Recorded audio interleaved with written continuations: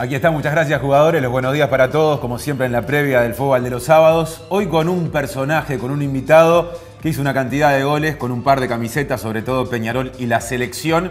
Y le dicen profesor, esa es la pista, Gonzalo. Exactamente, 2 veces campeón de América con la selección, líder de lo que fue el quinquenio, el segundo de Peñarol. Nos visita Pablo Javier Bengoechea. Así empieza, muchas gracias jugadores, bienvenidos.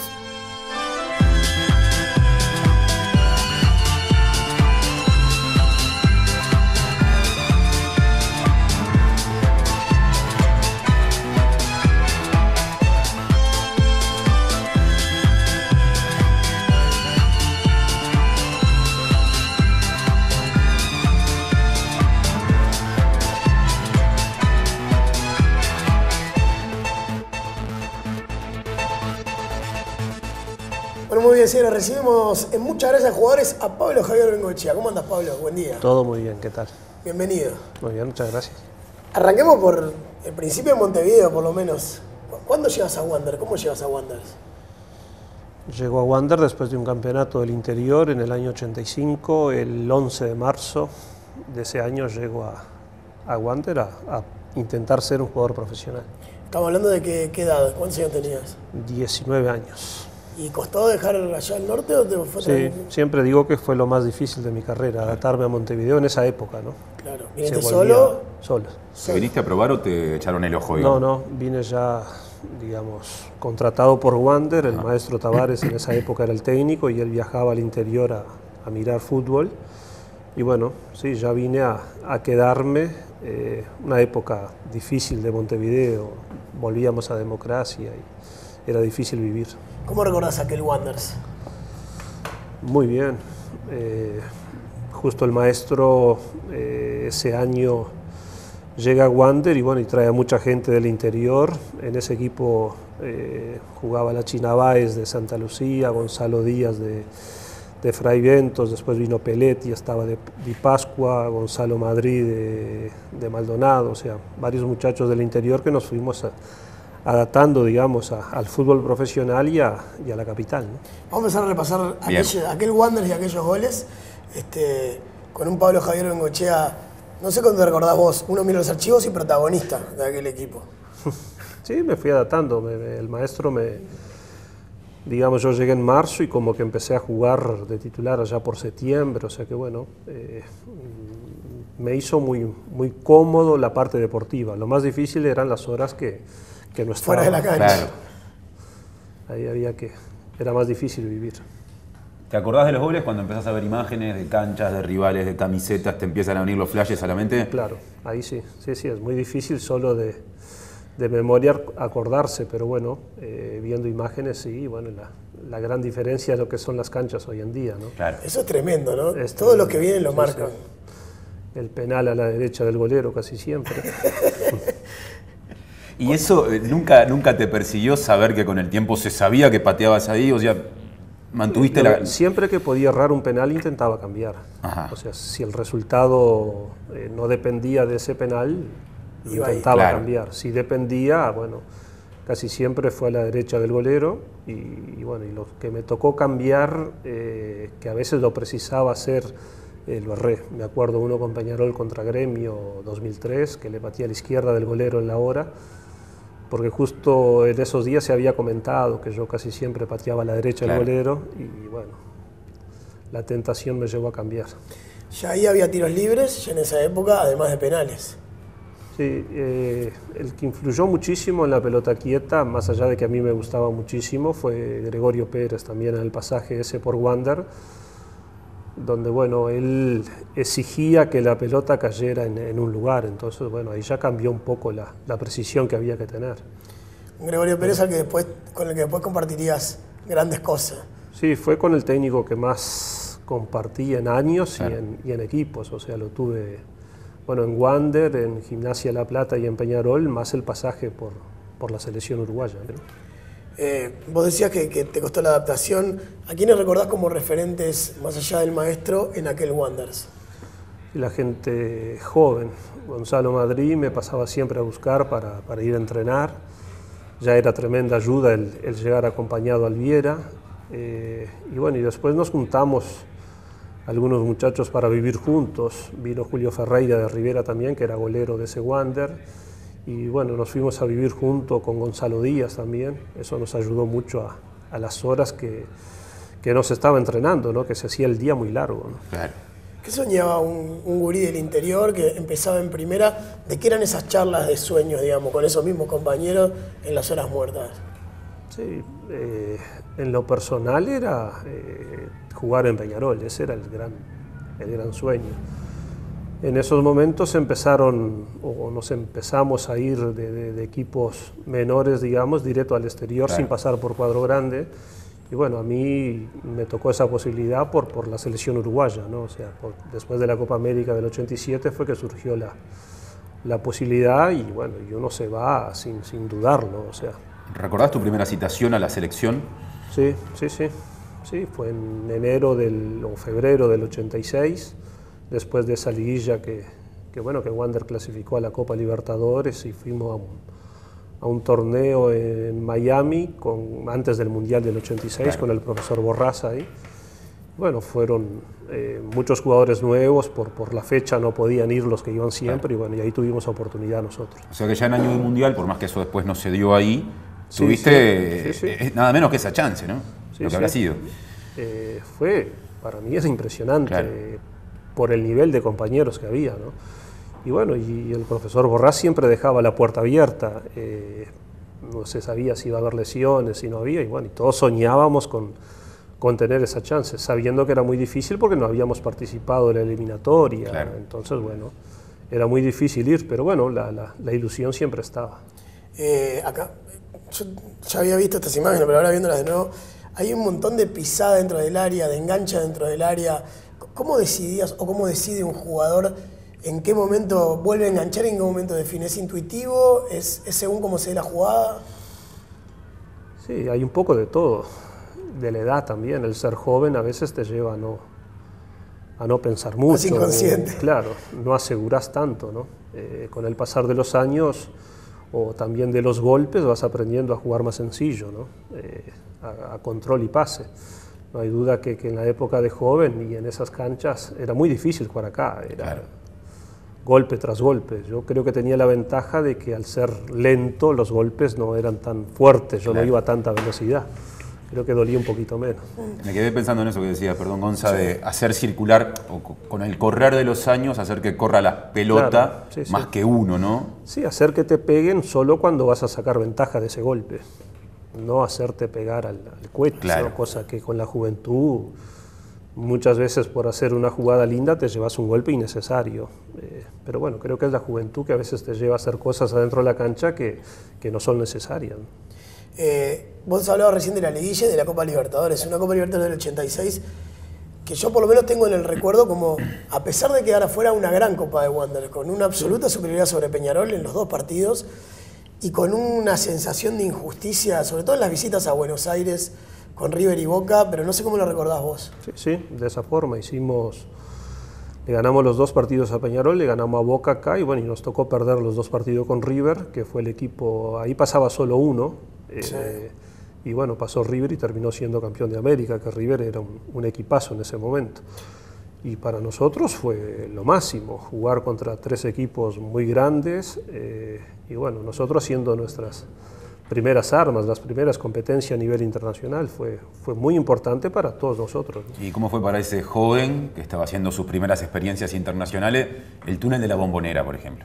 Sí, es cierto todo lo que se dice en la Bombonera, que temblaba nomás, que tiembla la tribuna, que la presión es enorme y jugábamos contra un Boca que en esos años no era, digamos, lo que empezó a suceder después, ¿no? de todos los títulos internacionales. Ese Boca, digamos, que no tenía tanta, digamos, calidad como ha tenido en los años siguientes. Para nosotros fue, sí, muy importante y jugamos una copa también rara para nosotros porque siempre habíamos tenido al maestro Tavares, había hecho un año brillante con Wander y cuando fue a empezar la copa lo sacaron del cargo, ¿no? Fue rarísimo y sorpresivo para nosotros que recién empezábamos en fútbol, no lo podíamos creer.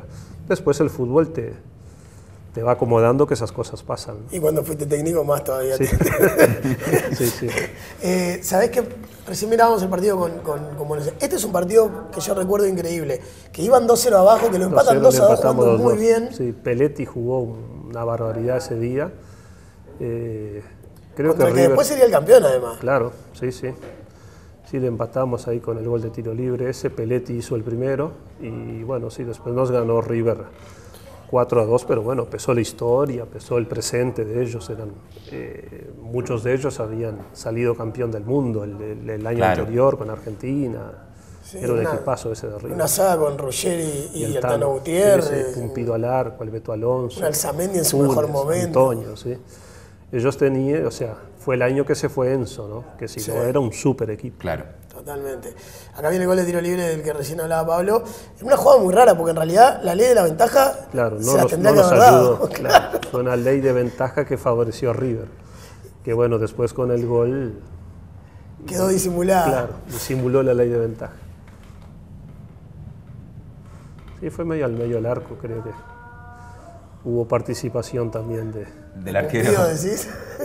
Ahora, en ese estadio invocaste unas cuantas, así, sí, pero haciendo memoria muy por arriba, ¿no?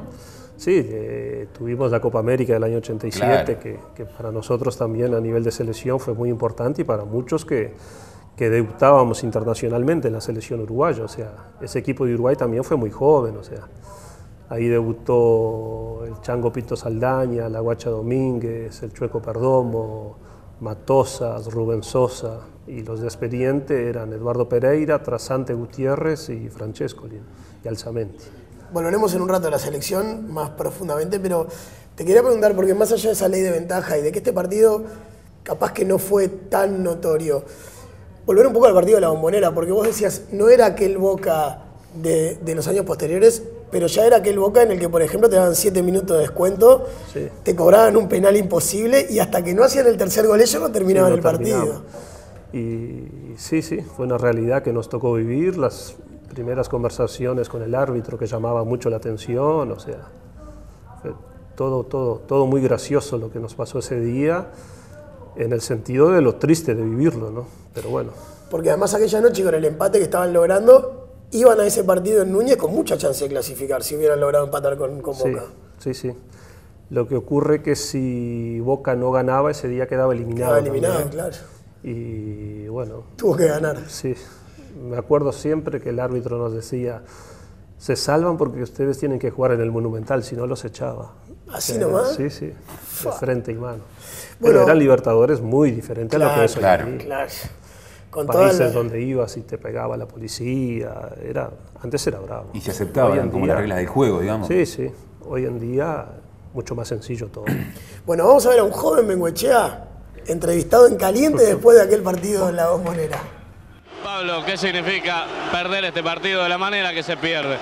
Bueno, significa ponerse a llorar, ¿no? Porque todo el esfuerzo y que estos árbitros sin competencia lo metan a uno adentro, nos hace un gol de la línea de fondo de rebote, en cualquier parte del mundo es offside, ¿no? El penal no fue.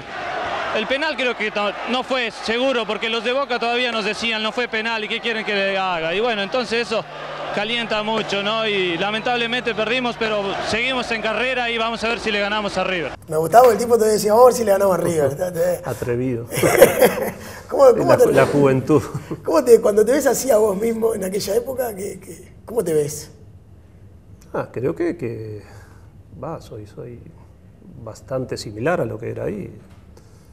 No he cambiado mucho. Soy de una forma de ser muy, digamos, siempre fui igual. O sea, van cambiando los años, las responsabilidades. Obvio que ahí uno estaba recién casado, después uno es padre, las obligaciones familiares, pero muy, digamos, veo para atrás y soy muy parecido a lo que soy ahora, solo que era joven. Recién adelantábamos algo de la selección, sí, de lo que vamos a hablar en el próximo bloque en profundo, porque entre otras cosas el tipo tiene 2 goles en finales de América, no cualquiera lo puede decir. Una en ese estadio que ya vimos recién. Exactamente, pero antes vale recordar que como siempre estamos con los productos de Cativelli. Tincho. Ahí están, la picadita de Cativelli, digamos del jamón cuadrillé a la longaniza, llegando al salame, lo que les parezca lo tenemos de Cativelli, que siempre nos acompaña en la previa futbolera de Muchas Gracias Jugadores. La tanda y ya seguimos con Pablo Bengoechea.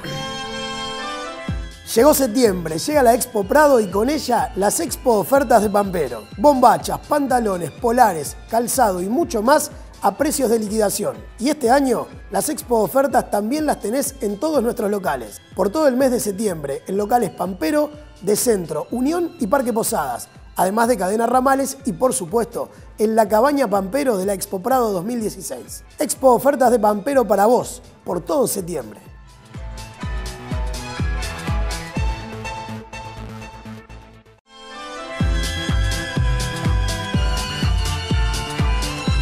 Presenta Anda para su préstamo Ya que estamos. Seguimos en Muchas Gracias Jugadores, seguimos con Pablo Bengoechea. Exactamente. Y hay mucho todavía para compartir, se viene la selección y se viene Peñarol en el último bloque. Es cierto, y algunos consejos que son muy apropiados para pensar en lavar camisetas después de ver canchas como las que vimos en el primer bloque. Pero para eso, un amigo nuestro nos va a poner a tono, ¿eh? Venga, Sapo, venga. Si hubiera tenido Sapolio en la bombonera, con esas camisetas todas llenas de barro. La solución. Con su paso acompasado, ahí está. ¿Cómo anda, Sapo? Nomás. ¿Todo bien? El saludo con Pablo Javier. Dele el producto de ahí, el regalo a Pablo Javier Bengoechea. Bueno, muy bien. Para que lleve. ¿Todo bien, Sapo? ¿Cómo viene todo? ¿Qué dice, Sapo? ¿Cómo pateaba los tiros libres el Sapo? ¿O cómo patea los tiros libres el Sapo de Sapolio? ¿Bien? Bien, levanta el pulgar. Mata. Vamos arriba, Sapo. Bueno, les cuento, los detergentes gracias. y quitamanchas Sapolio justamente son la mejor solución para esas camisetas que se ensucian. Así que a pasar a tenerlos en cuenta. Efectivos detergentes líquidos para quitar las manchas difíciles, justamente porque Sapolio cuida tu hogar y también cuida tu economía. Bien, Pablo, hoy nos contabas de tu primera citación a la selección. A partir del 87 ya como que te afirmás en la selección. Sí, fuimos a un preolímpico con Fleitas, donde quedamos eliminados en primera fase y bueno, muchos de esos jugadores siguieron entrenando y fuimos a la Copa América del 87 ya con los jugadores, digamos, de mayor calidad y los que ya estaban acostumbrados a una selección, como bueno, Alzamendi, El Tano y Enzo eran, digamos, los jugadores clave en ese grupo, ¿no? Los que bancaban y los que nos enseñaron a cómo era convivir con la camiseta de la selección. Vamos a ver un gol con Brasil en aquel preolímpico, ¿te parece? Sí. Y ya también el gol de la final del Monumental de Núñez.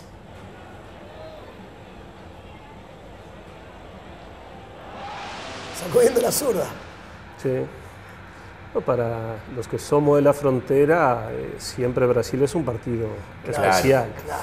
Como para el de Montevideo jugar contra Argentina, ¿no? Me imagino que en tu infancia viste más, yo que sé, a Zico y a Sí, Sócrates claro. Sí. que a cualquiera de la Que a selección, que a cualquiera. Morena. Sí, claro. Sí. ¿Y tu ídolo Sí. era o el referente era uno de esos?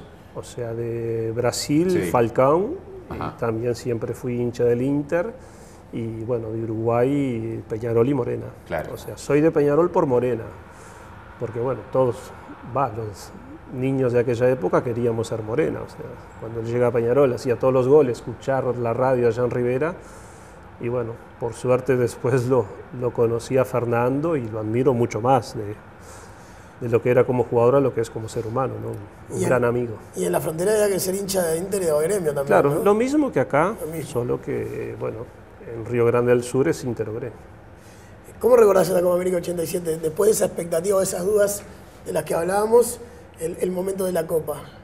Sí, fue un gran cambio, ¿no? Nosotros fuimos prácticamente, porque Uruguay entró en semifinales y le tocaba a Argentina, Claro. fuimos a quedar eliminados, ¿no? Era la Argentina campeón del mundo, más Canilla, Claro. y ellos de local. Y bueno, después de ganar la Argentina, como que nos sentíamos ya prácticamente campeón. Tuvimos un cambio brutal en la forma de pensar, en eliminar a Argentina nos dio muchísimo ánimo, y bueno, y ese día con Chile, Uruguay hizo un gran partido, y nos echaron a Enzo, que creo que era de los partidos con la selección que mejor estaba jugando. Enzo en esa final estaba jugando un montón, y lo echaron a los 25, 30 minutos ahí, que reaccionó a un golpe al Zamendi. Le pegaron muchísimo en ese ratito, Le ¿no? pegaron muchísimo y bueno, y en un golpe al Zamendi él como que le dice algo al rival y el árbitro lo echa a él. Para nosotros fue un golpe muy duro y bueno, por suerte nos repusimos en ese mismo partido. Creo que jugamos mejor que Chile ese día y bueno, fuimos merecidamente campeón. A Argentina le ganamos de casualidad, ¿no? Hicimos un gol y a defender. Eduardo Pereira se atajó todo. A Maradona le hacíamos foul cada vez que agarraba la pelota. Y bueno, lo típico que decía antes, ataca Argentina, gol de Uruguay. Hicimos un gol de contragolpe donde participaron Rubén, Enzo y Antonio. Definió muy bien y bueno, y después a defender. Y otra cosa. Sí. Bueno, volvamos a un Bengoechea de vestuario, en este caso ya con la Copa. A ver. La oportunidad de hacer el gol, ¿no? Después que lo grité, el primero que miré fue el reloj para ver los minutos que faltaban para cuidar la pelota, porque con el 1-0 ya éramos campeón. En el segundo tiempo, esa jugada que te queda sola, que querés sortear otro compañero, ¿qué fue lo que quisiste hacer? No, intenté hacer el gol yo, ¿no? Ya que vi que se la podía pasar por arriba al defensa cuando me apretó. Después que perdí la jugada me di cuenta que no era lo lógico, pero igual la alegría de hoy es por el título y no por la actuación individual. ¿Pensás que Chile golpeó mucho? Sí, principalmente a Enzo, ¿no? Lo salió a buscar desde el primer minuto, le pegó todas las veces. El juez no actuó como tenía que actuar porque él es un fenómeno y hay que protegerlo, ¿no? Entonces nosotros nos vimos muy perjudicados con la calentura de Enzo, que salió expulsado de la cancha. ¿En algún momento pensaste que el partido no se ganaba? No, desde que entré con la confianza de que Uruguay había trabajado para salir campeón, entonces estaba muy seguro, ¿no? Por suerte lográbamos el campeonato. ¿Para quién es este título? Es para todo Uruguay, especialmente ahora sí en lo individual yo se lo dedico a mi señora, que es la que está siempre a mi lado. ¿Es tu mayor alegría? Sí, porque es el campeonato más importante que he jugado. Ahí está Bengoechea en el vestuario. ¿Cómo es un vestuario campeón? Vos que tuviste unos cuantos, ¿cómo lo describirías para el tipo que nunca estuvo en ese momento? Es como una fiesta de 15, como un casamiento. Claro. Y una derrota como un velorio. Así, Total, claramente. Sí, sí. ¿Y de aquel vestuario recordás algo en particular? Vos decías recién era tu primer título. Sí, la alegría, me acuerdo, con todos los muchachos jóvenes y bueno, y la admiración que sentíamos por esa gente de tanta trayectoria que nos ayudaba en cada entrenamiento, en cada viaje. Muchos de nosotros teníamos muy poco roce con el alto nivel deportivo y ellos prácticamente nos fueron diciendo lo que iba a pasar. Me acuerdo como si fuera hoy que cuando llegamos al Monumental, la hinchada de River gritándole a Enzo. Eso como que nos dio un cierto embrión anímico, como que, y bueno, y nos dimos cuenta de lo querido que era Enzo en el mundo River, ¿no? Ya estaremos con Peñarol, que recién decías volviste en ese 93, pero antes vamos a recordar otro momento de Pablo en la selección, que creo que nos acordamos todos. Yo fue la primera vez que vi a Uruguay campeón en el estadio, digamos, en cancha, aquel año 95. ¿Cómo recordás aquella Copa América? Sí, también con mucha presión, porque bueno, es cierto que Uruguay todos los campeonatos que organizó los ganó, y bueno, y si bien esa generación de Uruguay salió campeón en el 83, en el 87, muchos de ellos, y volvieron a salir en el 95, como los Mundial, el de 86 y 90 no fue bueno, como que siempre se recibía críticas. Pero bueno, la alegría de que ese grupo logró ser campeón de América, yo estaba en una edad, digamos, plena, me sentía muy bien, no tuve la Copa América que soñaba porque jugué el primer partido y después volví en esa final en el segundo tiempo, pero sí tuve el final de la Copa América soñado. La foto. Esto es en la preparación contra España. Sí, ese fue un partido en España, me acuerdo, mediados de enero, donde, bueno, fuimos de las vacaciones directo a jugar y sí, empatamos 2-2, un muy buen partido de Uruguay. Nosotros, partidos amistosos, creo que hemos jugado muy bien al fútbol, Sí, muchas hay otro veces. con Perú que también Uruguay ganó bien. Ahí está, se nos complica para jugar bien cuando es campeonatos oficial. La presión que tiene Uruguay es difícil de superar. Y en el estadio, en un momento, la presión, en particular en el centenario. Sí, la obligación a ganar te lleva a veces a no pensar, a jugar para adelante sin que sea lo que más conviene. Claro. Te Incluso lleva a teniendo jugar buenos apurado. jugadores. Sí, sí. Bueno, y acá llega aquel momento del que hablábamos. Vos decías, no fue la mejor Copa, pero fue el final soñado. Sí, entré en ese descanso, perdíamos 1-0 y bueno, y en el arranque hubo ese tiro libre y bueno, por suerte me tocó pegarle a mí, ¿no? Ahí. ¿Hubo charla con Enzo? ¿Ya había habido Sí, más que nada había que convencerlo, ¿no? Pero bueno, que no le pegara. Claro, sí, había mucha gente ahí que claro. En la selección siempre Pepe hubo. Herrera le pegaba como los dioses también. Sí, y en otras selecciones, Rubén Paz, Rubén Sosa, o sea, siempre hubo mucha gente que le pegaba muy bien a la pelota. De hecho, lo que decía Gonza, ¿no? El 1-2-3 de los penales son Enzo, vos y el Pepe Herrera, ¿no? Era un arranque soñado para la definición. Y el Manteca Martínez también, que pateaba en Boca siempre penales. Claro. El que se coló fue el Flaco Gutiérrez ahí. Que todos temblamos cuando fue tirando al punto penal. Él lo pidió, el Flaco, convencido de que lo hacía. Y bueno, y fue y lo hizo convencido. O sea, el Flaco hizo una gran Copa América. Sí, tremenda. Creo que fue el que más... Él y Otero fueron como las dos grandes sorpresas. Sí.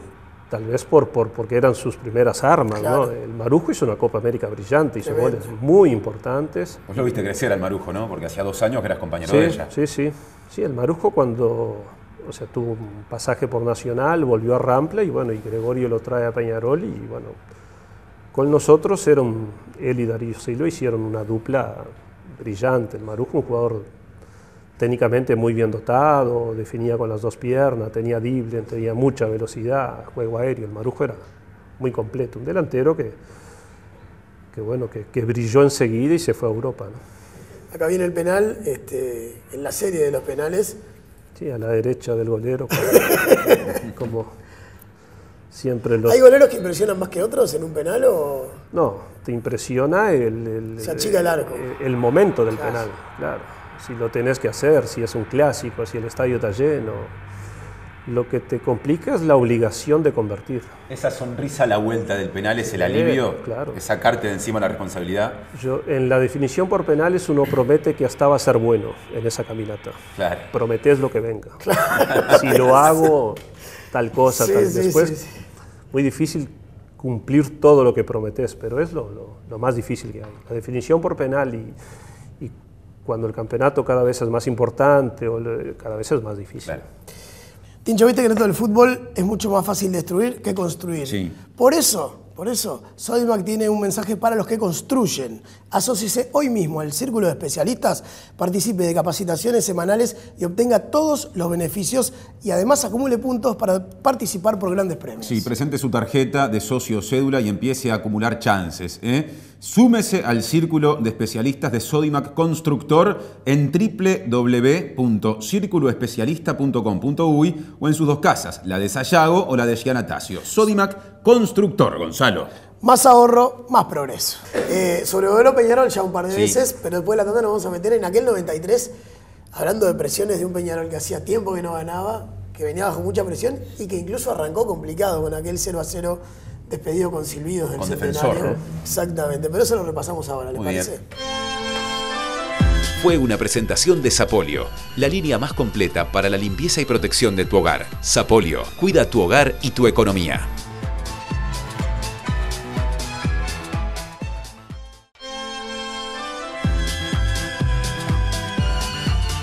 Presenta Movistar, con mucho más internet. Seguimos en Muchas Gracias Jugadores, seguimos con Pablo Bengoechea y llegamos al bloque de Peñarol. Sí, aquel 93 decías recién. Aquel año 93. Primero, ¿cómo recordás que se gesta la llegada y cómo recordás el momento? Sí, estoy en... Gregorio era el técnico de Gimnasia, yo vengo de Sevilla y bueno, voy a Gimnasia con Gregorio ahí, con la posibilidad de irme si aparecía algo que me gustara. Pasé muy bien en La Plata, pero bueno, la llegada de Gregorio a Peñarol como que me ilusionó. Estaba deseando que me llamara para venir, yo quería cumplir el sueño de jugar en Peñarol, quería ver cómo me quedaba esa ropa, si de niño quería ser morena. Me llamó Gregorio, vine y bueno, después de un arreglo ahí arreglé 3 meses en Peñarol, porque digamos el contador Damiani quería hacer un esfuerzo, pero quería saber si ese esfuerzo valía la pena. Claro. Me propuso arreglar 3 meses, arreglé, tuvimos un buen comienzo de campeonato y bueno, a partir de ahí fui arreglando y me quedé 11 años. Vamos a empezar a repasar algunos de esos partidos de Peñarol, en este caso de la primera rueda, y arrancando por el primer gol de Pablo Bengoechea. con la camiseta aurinera. Después de aquel arranque que yo te decía había sido, en mi recuerdo, aquel 0-0, silbidos en la despedida con Defensor. Porque habíamos jugado bien los amistosos y bueno, se nos complicó con Defensor y este partido con Huracán también. Le ganamos creo que 3-2, perdíamos 2-1 y el Gaby, creo que hizo el Gaby Cedrés, hizo un gol en la hora, si no me falla la memoria, que él venía también de la lesión de rodilla y bueno, en ese momento empezó a jugar nuevamente. Jugada clave esta, ¿eh? Claro, yo creo que acá este partido lo recuerdan todos como muy particular. Ese en lo personal me abrió las puertas del club. O sea, Peñarol llevaba, todo el mundo recordaba la liguilla del año 92, donde Nacional le había ganado y bueno. El uruguayo con el gol de Eli Valdés, venían de golpes varios. Y bueno, y llega ese penal donde el errarlo, creo que, bueno, cerraban las puertas. El haber hecho el gol, creo que me abrieron las puertas y bueno, y cada vez me fui sintiendo más cómodo, ¿no? Y ahí ya empieza como un derrotero bastante distinto al del arranque y un equipo que se va armando.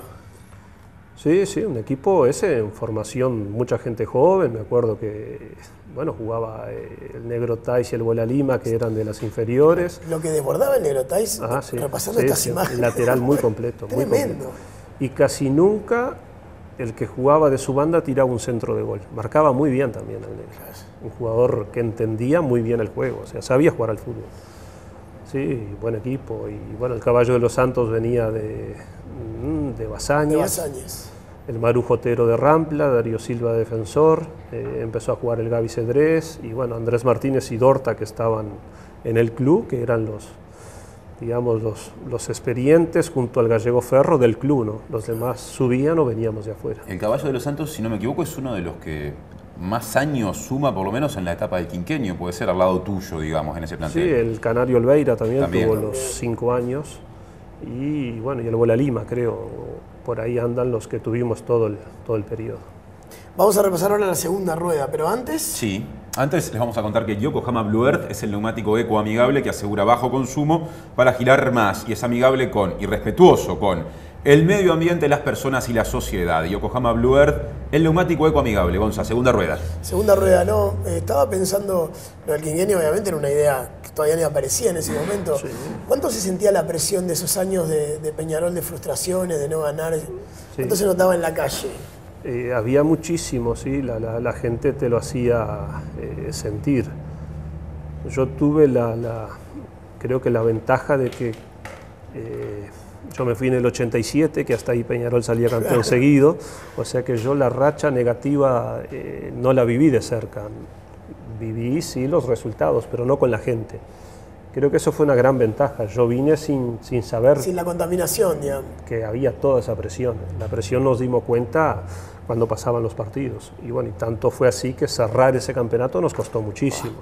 Era empate tras empate y bueno... Sí, como que después de un momento arrollador, las últimas fechas como que se empezaron a complicar. Sí, y bueno, Defensor, que fue el equipo que peleó el campeonato, nos empezó a cortar distancia y en la última fecha Defensor sí ganaba, tenía chance, que fue el famoso Día de las Mascotas, que nuestro partido empezó tarde y claro, Defensor ya iba perdiendo con Danubio en el Francine. Danubio en los finales de campeonato nos ayudó muchísimo.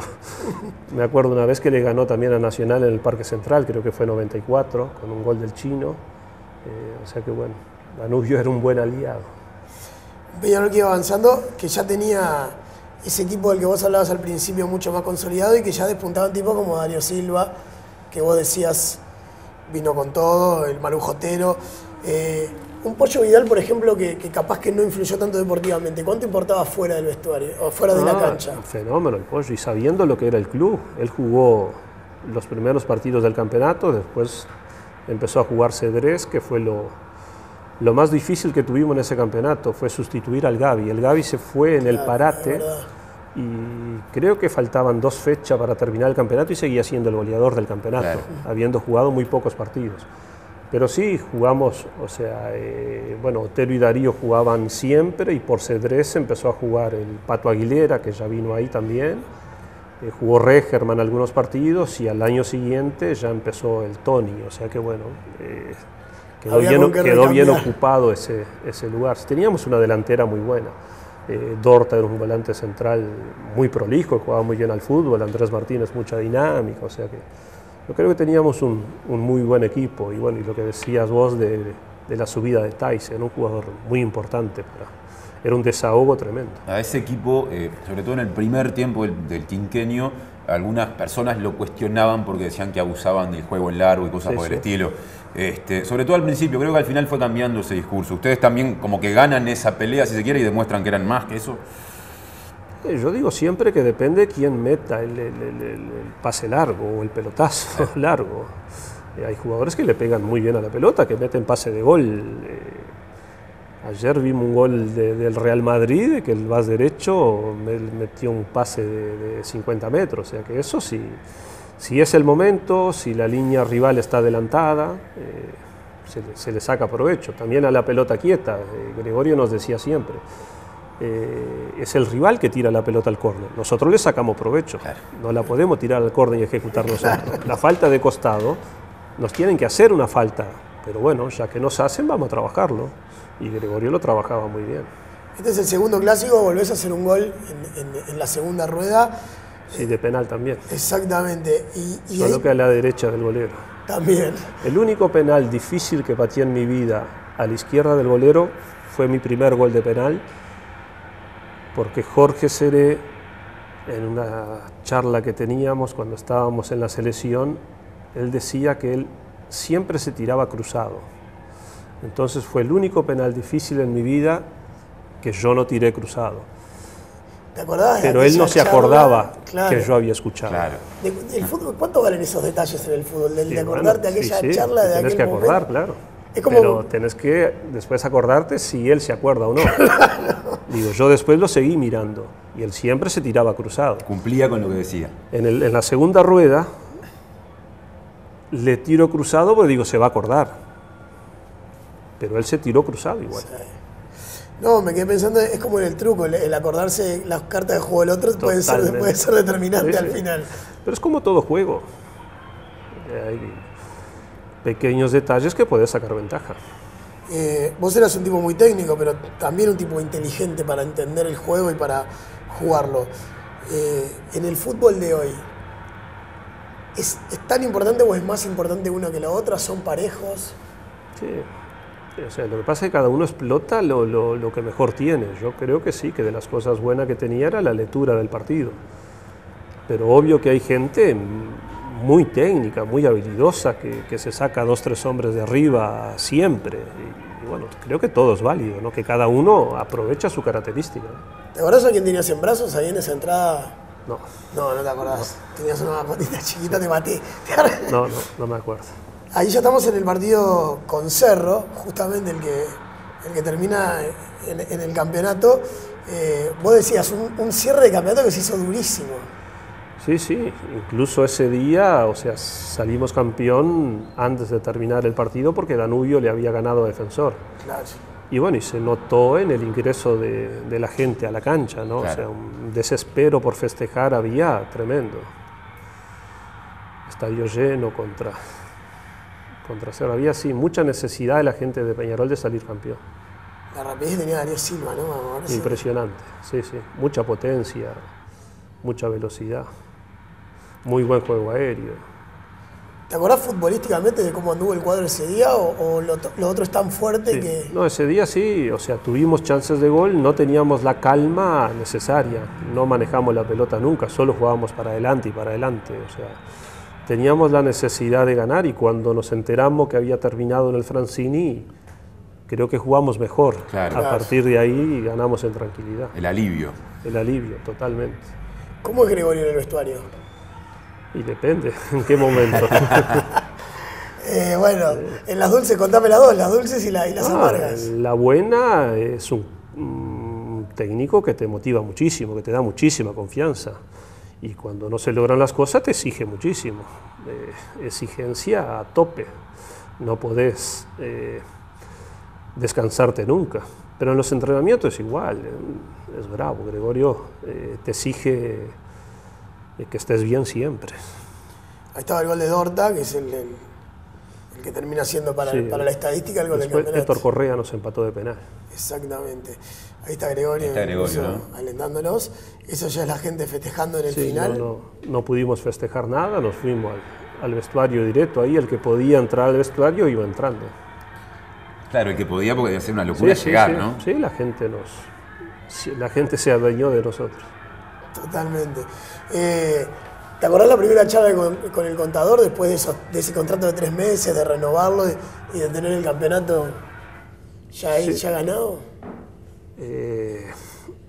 Con el contador siempre fue muy gracioso hablar, un tipo sensacional.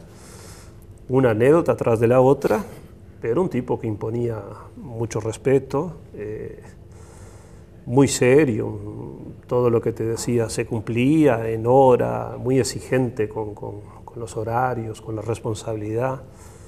Pero bueno, un tipo que a la hora de divertirse y de estar contento también, un tipo sensacional. Pablo, muchas gracias por la visita, por compartir este rato y bueno, nos estamos viendo en cualquier momento. A las órdenes. Nos vamos a una tanda y el cuarto bloque ese de despuntar el vicio de siempre. Sí, con este muchacho nuevo que lo tenemos a prueba hace poquito y que va agarrando la mano. ¿Cómo era Rafael? Rafael. Sí, Rafael. como el cantante. Como el cantante. Al final era de Cerro o de Rampla. ¿Sabes que tengo la duda? Ahora la develamos.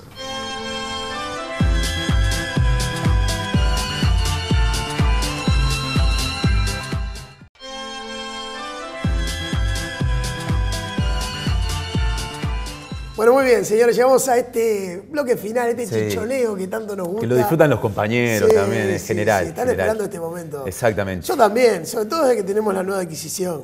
Sí, el muchacho que aparte en este bloque, ahora que lo pienso, sale más de una vez. Sale más de una vez, sí, es cierto. Porque es el que se encarga de repetirnos lo que le pedimos a nuestros jugadores, ¿no, Gonzalo? ¿Qué le pedimos a nuestros jugadores? Se lo dice él. Encará, hacé como yo. Con el Yuta es mucho más fácil. Bueno, muy bien, Tincho, seguimos en Funfun, como siempre, tomando uvita, Salute. pasando un buen rato en este tremendo lugar de Montevideo. Sí, muy lindo. Muy lindo. No, me quedé pensando, brindemos por el nuevo compañero, por Rafa Cotelo. Sabía que se estuvo por caer, ¿no? El pase. ¿Ah, sí? Sí, porque quiso poner entre las condiciones que en todo este show de goles que viene, en todos, Cerro tenía que por lo menos empatar, que no podía perder. No Cerro. podía haber derrotas. Y no había archivo que resistiera. Y cuando le toque contar una victoria, porque le va a tocar, Clásico, ¿no? De Rampla sí. contra... ¿Qué va a hacer ese muchacho? Eso lo vamos a dejar para dentro de unos programas. Yo creo que habría que ponerlo a prueba en varios programas para Es un profesional. Claro, o sea, obvio.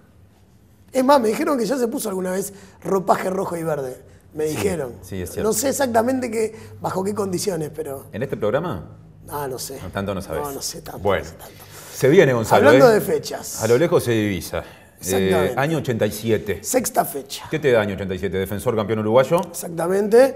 Peñarol campeón de América. También Lee en la camiseta. Uruguay campeón de del equipo América. Violeta, Silva Cantera como símbolo. Es cierto. Bueno, ese defensor es uno de los tantos equipos a los que vamos a ver ahora, con la voz de fondo de nuestro periodista deportivo emergente, Rafa Cotelo. Gracias, amigos. Los chinos decían que era el año 4683, los judíos el 5747, pero acá en Uruguay de pesado decíamos que era el 1987, de vivo, y que ese año iban a ser nuestro mesías del fútbol, un bebé con dientes y orejas de forceps, Luisito. Parece que nos fuimos muy originales porque lo mismo se le ocurrió a los argentinos y también nació Messi, a los chilenos y nació Arturo Vidal y al resto del mundo porque también nacieron Piqué, Fábregas y Benzema. También nacía Nirvana, pero lo que Morfeo te da por un lado te quita por otro, también nació Maná. Y a días que el Papa Juan Pablo II pisara nuestro país, el JR del G pateaba y le reventaba el arco a Miramar y Laje, entrando como una tromba, le asegura y después se queda jugando a la lisa en el lengue-lengue. Otro tiro libre de JR, el cabezazo del Vasco Tolaza y a la defensa de Miramar le faltó servir un vermú y unos sanguchitos para mirar la revista estelar. Se reclaman entre ellos, vos quedate de hacer un arrollado primavera, vos iba a preparar el clérico. Y después la salida en falso de Seré, porque no era Seré, pero bien podría haber sido. Y el gol de Ruggeri, de Barbosa. Terminó el partido y el mundo aprovechó para estrenar el primer capítulo de la historia de Los Simpson. Elegir a Cecilia Voló con Miss Chile y Miss Universo y a Margaret Thatcher como primer ministra británica por tercera vez. Todo rapidito para no perderse el apasionante Wanderers Progreso. Gran jugada contra la estática de Catos, Credisol y Granja Moro, hoy desaparecidos, y gol de un Progreso en la misma situación. Segundo gol de Progreso. Johnny Miqueiro ve a sus hinchas festejar, pero arranca para otro lado porque sufría de estrabismo. Y el descuento de Wanderers llega con un furibundo remate de la Iglesia que sorprende por dos motivos. Festejan demasiado, un 1-2, y porque miren detrás del arco, de una masa uniforme se van desprendiendo niños como gremlins. Por lo menos 4 o 5 que formaban un solo ser. 2-1 ganó el Gaucho. Mientras en Berlín se juntaban Ronald Reagan y Mikhail Gorbachev en señal de paz, en Cali extraditaban a Carlos Leder en plena guerra entre los cárteles, el gobierno, la DEA y la Langosta. La Langosta que tenía el Nasasi hecho un potrero. Pereira pone el 1-0. Empata Panzardo. Excitado el zaguero, revolea el balón a orillas del Miguelete. 3 horas parado el partido hasta que se recuperara con Calderín en mano. Segundo de Danubio. Se hizo la luz, dijo Tomás Alba Edison Suárez, mientras se escuchaban gritos de horror en la tribuna. Y lo empata el Fito Barán, que lo hizo después de que un hincha papal lo gritara previamente 3 veces. Adiós, gracias, si no, caía seco. La reacción y el score final fue obra de Molina. Periodistas deportivos agradecidos titularon, no lo vieron a Molina, y arrancaron para el Rowing. En lo que demora el 185 del Prado del Estadio Centenario, editaron discos un montón de artistas del mismo estilo. Aerosmith, Black Sabbath y Chayanne, Enya, Inexcess y Perales, Madonna, Michael Jackson y Menudo, Soda, Sting y Pimpinela. En Argentina profanaban la tumba y le cortaban las manos a Perón. En Uruguay se ve que a Eduardo Pereira le hicieron lo mismo. Si no, no se explica esta salida. Gol del Palillo Rodríguez para Rampla. Empata la fiera Diego Aguirre y sigue corriendo en dirección a Dubái, abandonando el club en plena competencia por 8ª vez en su carrera. Segundo gol de Peñarol. Gran zurdazo de Jorge Cabrera que corre ligerito intentando alcanzar a la fiera. Pero mira ahora. ¡Tux! Le afanaron el pony. Tercero de Peñarol. El Pollo Vidal se arrodillan y festejan. El polilla de aquella época esa semana prendió el walkie-talkie. Y para terminar, ni la depresión del lunes negro de la Bolsa de Nueva York, que desplomó el Dow Jones más de 500 puntos, fue tan triste como este 0-0 de Huracán Buceo Cerro en el Parque Huracán. Suicidios en masa, embole insoportable, fútbol uruguayo en estado puro. Ahora sí, se finí. Adelante, estudios. Ahí estaba entonces aquella fecha del año 87. Exactamente, es posible como siempre el repaso gracias al maravilloso archivo de Estadio 1, que tiene goles en blanco y negro, goles en color. 87 ya es color, ya fue color como bien. Color. Bueno, como siempre todo esto gracias a Estadio 1, lo decías vos más de una vez, el archivo es impresionante y nos permite compartirlo con ustedes.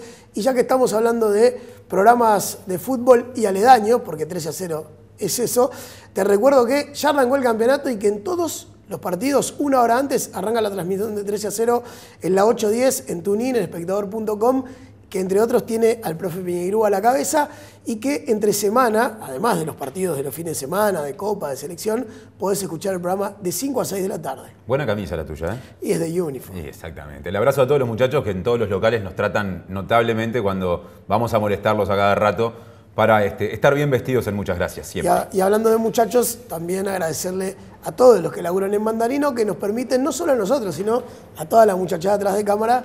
Dicen que panza llena, corazón contento, así que así se labura mejor. Gracias por el catering. Bueno, decime en qué bondi, en qué línea de Kutza te vas. Hoy me voy a ir en el 103. 103 sí, Carlomagno. 103 Carlomagno. Bueno. Pasa re seguido, tenés uno en 3 minutos, no corras tanto, estamos cerca, pero tenés uno en 6. El siguiente, aguanto de ese, tomamos un ubita antes de irnos. Y si no en 9, de 3 en 3. Pero perfecto. Esto gracias a la app de Kutza, compatible con todos los sistemas operativos de celular. Te dice en cuánto va a pasar tu ómnibus en tiempo real, vía GPS, para que no tengas que pasar frío o calor en la parada, para que no esperes.